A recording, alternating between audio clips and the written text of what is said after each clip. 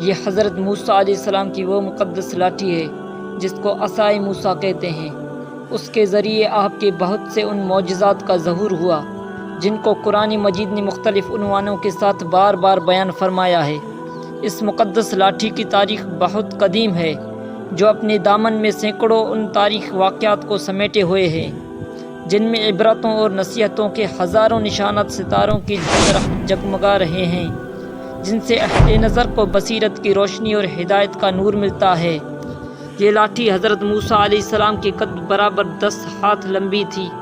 اور اس کے سر پر 2 شاخیں تھیں جو رات میں مشعل کی طرح روشن ہو جایا کرتی تھیں۔ یہ جنت کے درخت پیلوں کی لکڑی سے بنائی گئی تھی اور اس کو حضرت آدم علیہ السلام جنت سے اپنے ساتھ لائے تھے۔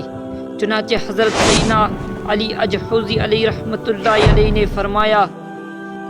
حضرت آدم علیہ السلام کے ساتھ عود یعنی کہ خوشبودار لکڑی، حضرت موسیٰ علیہ السلام کا عصا جو عزت والی پیلوں کے لکڑی کا تھا،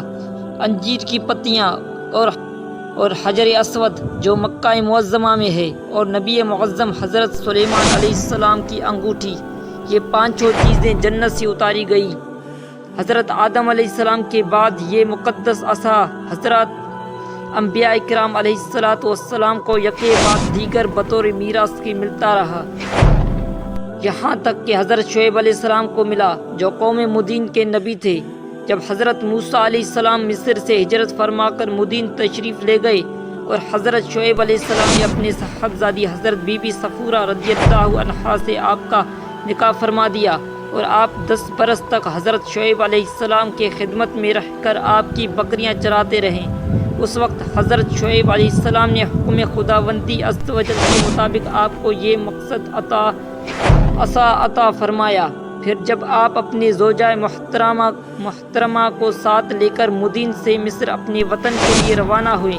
اور وادی مقدس مقام طوا میں پہنچے تو اللہ تعالیٰ نے اپنے تجلی سے آپ کو سرفراز فرما کر منصب رسالت کی شرف سے سر بلند فرمایا۔ اس وقت حضرت حق جل مجد نے آپ سے جس طرح کلام فرمایا، قرآن مجید نے اس کو اس طرح بیان فرمایا، اور یہ تیری داہنے ہاتھ میں کیا ہے اے موسیٰ؟ عرض کی، یہ میرا عصا ہے، میں اس پر تکیہ لگاتا ہوں اور اس سے اپنی بکریوں پر پتے جھاڑتا ہوں اور میرے اس میں اور کام ہیں۔ حضرت علامہ ابو البرکات عبداللہ بن احمد نصفی علیہ رحمۃ اللہ نے فرمایا کہ مثلاً اس کو ہاتھ میں لے کر اس کے سہارے چلنا، اس سے بات چیت کر کے دل بہلانا، دن میں اس کا درخت بن کر آپ پر سایہ کرنا، رات میں اس کے دونوں شاخوں کا روشن ہو کر آپ کو روشنی دینا، اس سے دشمنوں، درندوں اور سانپوں بچھوؤں کو مارنا، کنویں سے پانی بھرنے کے وقت اس کا رسی بن کر جانا اور اس کے دونوں شاخوں کا ڈول بن جانا، بوقت ضرورت اس کا درخت بن کر حسب خواہش پھل دینا، اس کو زمین میں گاڑ دینے سے پانی نکل پڑنا وغیرہ۔